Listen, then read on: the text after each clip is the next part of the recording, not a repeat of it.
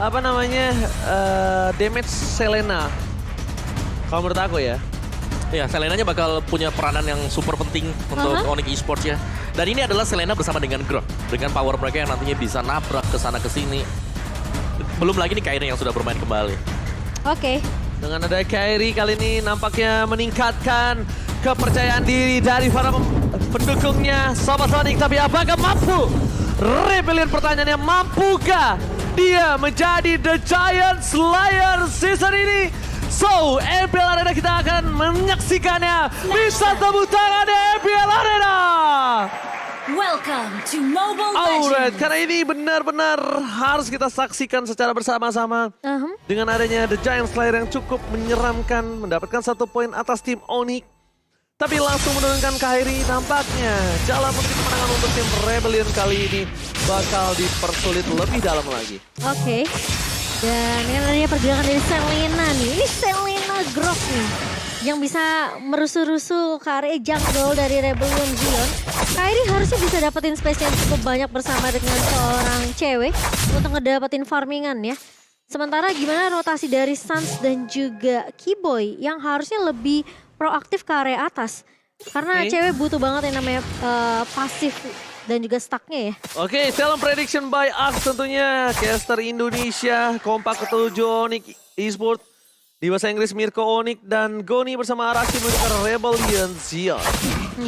Entah kenapa kalau untuk ngomongin meta sekarang, setiap kali tim bisa bawa stopper tuh udah enak banget sih sebenarnya. Yes. Ya tinggal kita lihat lah seberapa efektif karena di sini dari Wijanarko sendiri ya. Dia bukan Matilda, dia nggak bisa nge-heal jadi otomatis untuk tim fight kalau dicicil sama Onyx ini agak sedikit berbahaya.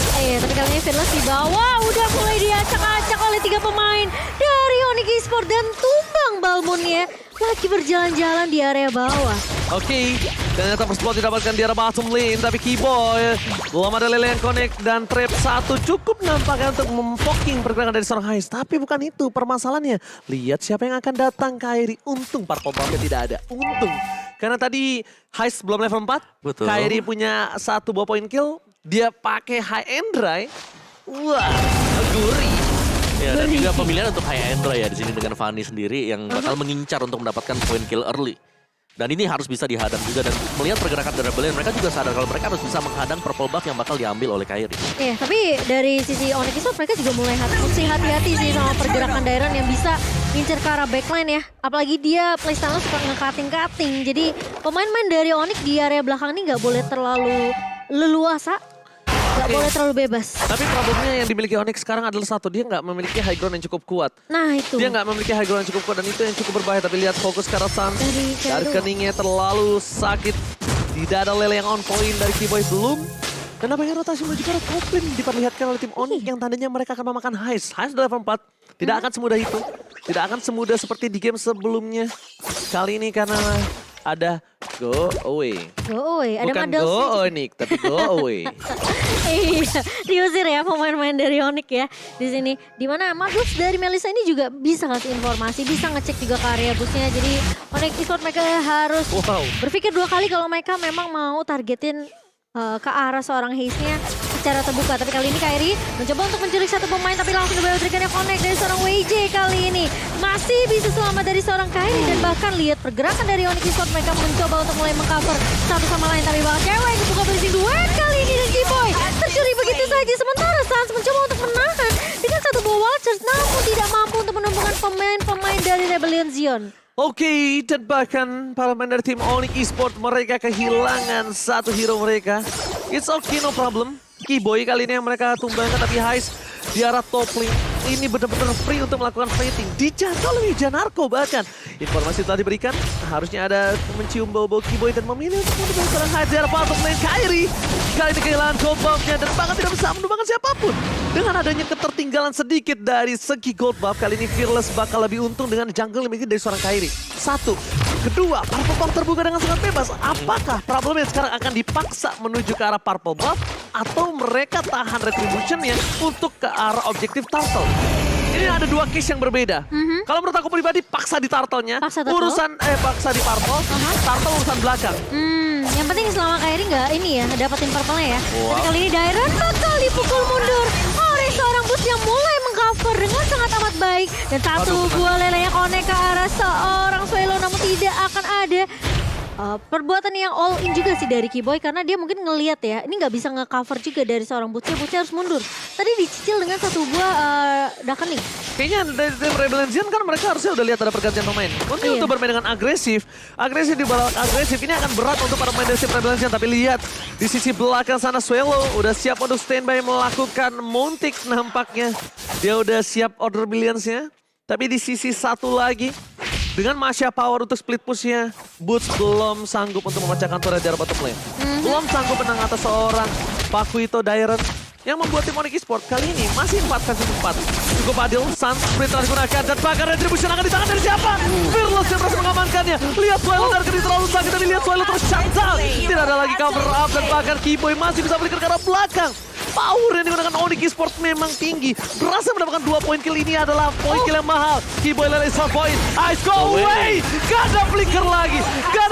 Dan bahkan masih mau lebih dari tim Rebel Legion. Pertukaran yang tadinya dimenangkan oleh tim Onyx Esports kali ini agak sedikit se-equal, bahkan objektif diamankan Rebel Legion. Ya, Rebellion mereka bagus banget sih untuk kontrol dari objektif tadi ya. Apalagi dengan positioning juga dan mereka top power dari hero mereka sendiri. Melissa tadi dengan go away-nya yang membuat akhirnya Keyboy gak bisa mendekat sama sekali. Dan dari item build yang terlihat sekarang, Sans dia langsung mengarah ke Brute Force. Brute Force Breastplate yang dibuy oleh dia juga. Untuk Masyanya pastinya Guardian Helm 1, Melting Roll ada dan yes. Next team fight yang bakal terjadi nggak ada apa-apa sama sekali. Kayak ini hanya bisa menggesek karena untuk di top lane-nya, untuk di gold lane-nya yang akan menjadi prioritas kita kali ini. Melissa dengan adanya Windtalker, satu itu udah sakit, dia falling, dia lempar satu damage-nya. Itu udah ngasih juga dengan adanya tambahan magic damage. Oke, tapi lihat Wijanako yang bakal coba di pick off. One shot! Dikeluarkan pedas untuk mendapatkan 2. Suns, one charge is on point. Double kill dapatkan oleh seorang Kairi. Langsung dengan 5 poin kill. Owning yang sangat berbahaya untuk tim Onyx Esports. Kali ini Heist nggak bisa masuk lebih dalam. Dan ternyata di sisi sebaliknya dia memaksa menuju satu buah heptasis. Dengan adanya go away, Kairi untungnya kali ini punya insting yang baik. Dia mengurungkan dirinya. Iya. Karena dia masuk bahaya itu di turret. Bener, apalagi di turret kita tahu dengan go away-nya bisa nyangkut ke sana. Iya, tapi kali ini Dairen ternyata yang akan menjadi target. Setelah tidak mau mengincar ke arah Heist, ternyata Dairen yang akan menjadi target dari seorang Kairi. Sementara kali ini lihat cewek akan membersihkan di area mid dengan cukup cepat. Di mana Blazing 2 dibalaskan dengan adanya satu buah cycle sudah, namun ternyata itu tidak cukup untuk seorang Fearless. Karena Sans mulai datang untuk mengcover cewek yang tadi masuk ke area turretnya. Oke, melihat gameplay tim Onyx yang berhasil mendapatkan 8 point kill plus 800 gold. Kali ini kayaknya Kairi lebih pede untuk mendapatkan satu buah turtle tanpa kontes. Dia nggak harus terburu-buru menuju ke arah Parkoma. Bahkan berhasil diamankan dengan pasti membuat gold difference 1.500. Ini 1.500, Kairinya owning banget. Tapi ingat ini seorang Fanny ya. Jadi bisa dibilang membalikkan sedikit telapak tangan itu gampang banget untuk Fanny. Ya. Dari menang ke kalah itu gampang banget. Dari kalah ke menang itu yang sulit untuk Fanny. Iya. Tapi Boots-nya yang benar-benar bisa menstabilkan gameplay dari tim Onyx Esports kalau kalian sadar. Laning-nya gak pecah, main ke arah backline, makin late game makin kuat, makin banyak hero tebal di tim Onyx Esports dan bahkan Heist butuh banget Demon Hunter Sword. Ya, semua source skill bakal dipancing sih sama Boots ya, karena dengan 3 bar HP seperti ini pastinya bakal menyulitkan banget juga, dan Dairen dengan source skillnya nggak bakal cukup sama sekali. Oke, tapi kali ini lihat Dairen yang tadinya di game pertama bisa meng-outplay pemain dari Onyx Esports, sekarang dia sepertinya harus jadi bulan-bulanan di map yang di game yang kedua. Dan kita ngelihat dari Onyx Esports sendiri, memang sebenarnya mereka masih punya defensif yang kuat ya. Lagi-lagi cewek ini udah mainin rotasi ketika dia udah dapetin satu turret di area landingnya. Iya, mereka akan bermain agresif sekarang. Dia nggak akan bermain dengan tempo pasif. Dia akan bermain agresif. Snowball yang mereka miliki akan tetap dipegang. Tapi Heist, ingat kali ini wajah Wijanako, where are you going? Ke arah yang salah. Tapi lihat Wild Dragon untuk bisa menyelamatkan dirinya. Nampaknya itu bukan hal terbaik yang bisa dilakukan. Lele masih selamatkan, tapi go away! Kali ini membuat Heist berhasil ditangkap oleh seorang Keyboy dan terkena blessing duet dari sisi sebaliknya. Bahkan dengan adanya Oni yang mereka miliki, mereka berhasil memwipe hampir semua para pemain tim Rebel Legion. Boots tinggal mengejar ke arah belakang, Thundercat telah digunakan, Kairi is coming up, dan looking for wipe out Onyx Esports. wipe out, small mistake dimanfaatkan dan bahkan 3.600 gold. Owning dari tim Onyx Esports. Ya, langsung ketika ada yang tumbang juga objektif didapatkan oleh Onyx Esports. Dan ini harus banget bagi Onyx ya. Melihat adanya misclick yang terjadi tadi untuk di area dari top lane dari Janardo. Akhirnya 4 hero juga harus tumbang untuk Rebellion Zion. Karena mau gak mau mereka harus bisa menginisiasi karena sudah terlanjur di all in oleh Onyx. Padahal menurut aku dari Haze udah bagus sih. Tadi dia ngebuka go away-nya ya. Pas timing si Kairi datang. Tapi ternyata ceweknya datang juga. Ada blessing duet. Blessing duet. Wah. Ini Onyx Esports mereka bagus banget sih untuk kiting-kitingnya, tarik ulurnya, ngebuat Rebellion Zion. Jadi kesannya mereka yang absen satu-satu. Iya. Dan Padahal bahkan blessing duetnya itu dia kena di pinggirannya. Sebenarnya mau ke dalam lagi go-nya nggak bisa. Dia kena pinggirannya ketika si Heist terkena lele. Kan udah nggak bisa kemana-mana. Iya. Itu kombonya bagus banget sih dari Onyx Esports sendiri. Tapi kalau kita ngeliat dari item di menit yang ke-10 ya. Ini Melisanya udah jadi Demon Hunter Sword juga. Iya. Dan udah ada WON. Ini sama-sama power sih buat dua hero-nya ya. Baik Melissa dengan juga Cloud. Jadi marksman-nya udah bisa pegang peran penting untuk kembalikin keadaan. Sans Karena mau bikin Blade Armor. Kairi juga udah punya Hunter Strike. Wow, buset. Wow, penetration di mana-mana ya. Sakit Ada banget. Melvic Roll. Iya loh. Yes. Ada Heptasis. Nangis sih ini kayaknya pemain-pemain dari Rebellion Zion. Apalagi posisinya sekarang tuh bedanya berapa nih Ji? 6.000. 6.000 ini si Lord di atas nih lele nih. Bakal dikeker. Siapapun yang kena ini berbahaya banget. Dire hitnya untungnya belum nyala. Untung masih Lord yang pertama. Masih bisa dihindarkan tapi bukan hito. Seperti biasa di meta yang sekarang Lord pertama. Mereka udah nggak fokus ke arah base turret lagi. Udah gameplaynya udah berubah. Mereka bakal fokusin ke arah semua objektif pasif turretnya pecah, laningnya terdorong, dan owning goldnya makin lebih jauh. Itu sekarang pertama. Iya. Owning gold lebih jauh lagi, mereka bakal bisa tekuk dan bahkan kalau bisa dikandangin. Selama musuhnya nggak ada Cecilian. Iya, selama mereka sebenarnya kalau tim fight di luar inhibitor memang lebih enak untuk tim yang lebih diunggulkan sih. Jadi prioritas mereka adalah hancurin dulu inhibitornya. Kalau udah nggak ada inhibitor, main di area base ini bakal lebih leluasa untuk tim dari Onyx Esports sendiri. Dan ya pergerakan dari Onyx mereka cuma perlu harus disiplin aja sampai nanti Lordnya muncul. Atau mereka bisa ngeculik Rebellion Zion yang kelihatan di depan sendirian nih. Kayak WJ udah mulai kelihatan tapi Fearless bersama dengan Heist bakal coba untuk mengcover. Mencoba untuk mendapatkan satu buah orange buff terlebih dahulu. Tapi Kairi tidak akan terlalu overextend juga. Oh, Dairen nggak boleh masuk seperti ini sih. Posisinya sekarang mereka berbeda 7.000 gold. Dairen nggak memiliki power. Dan bahkan defense sekalipun dengan hybrid yang dia bikin, itu nggak bakal cukup untuk menahan damage yang dia miliki. Dengan adanya posisi yang cukup sulit dari tim Rebellion Zion, mau nggak mau dia cuma bisa membawa game ini mid to the late game. Mereka andalkan dari Melisanya. Untuk saat ini high ground yang mereka miliki, Melisanya sementara waktu Opung. Ya ini sama-sama gak punya high ground terlalu banyak sebenarnya sih. Jadi mereka mengandalkan team fight banget. Jadi kita harus melihat tarik ulur apa yang bakal dilakukan oleh Onyx Esports. Karena kalau mereka ngasal nabrak juga, ini bisa dibalikin oleh Rebellion Zion.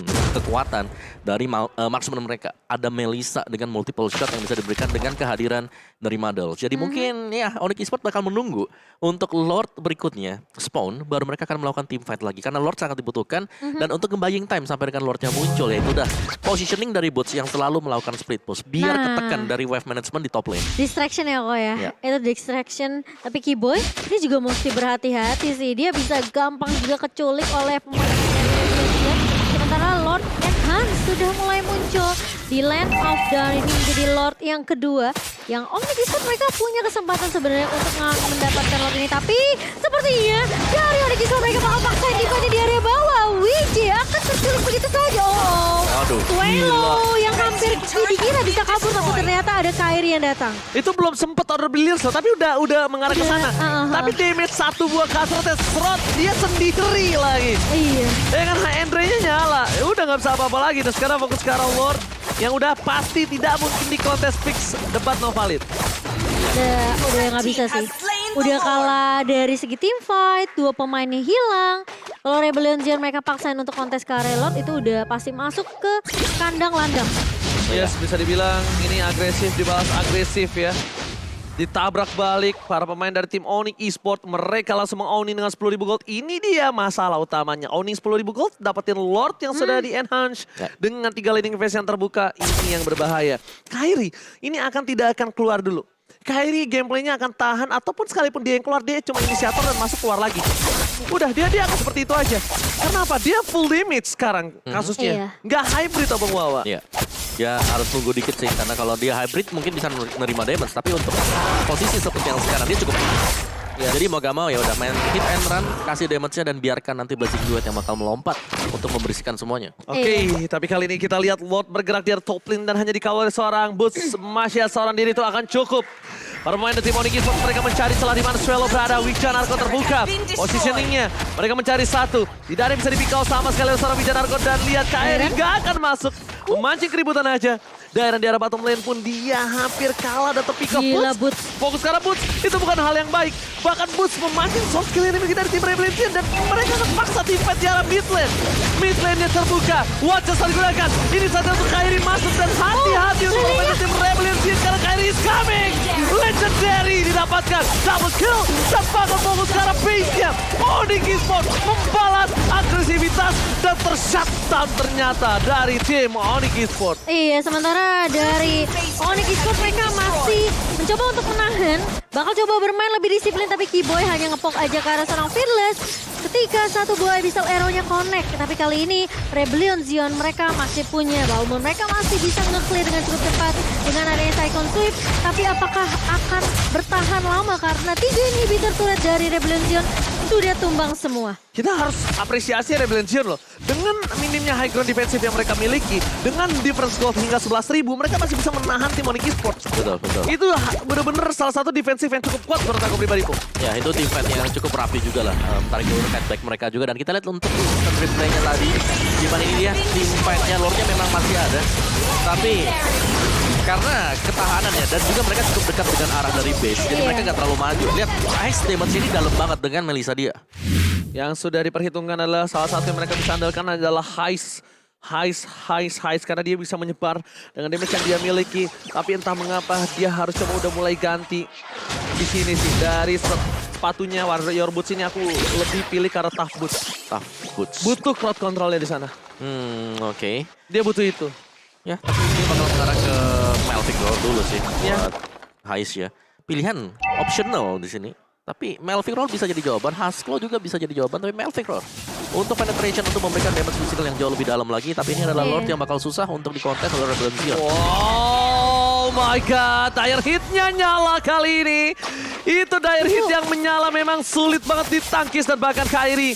Dia juga harus respect. Di sekarang belakang, Flicker digunakan. Portal 1x24 jam dan Wijanarko tidak ada yang bisa mengcover.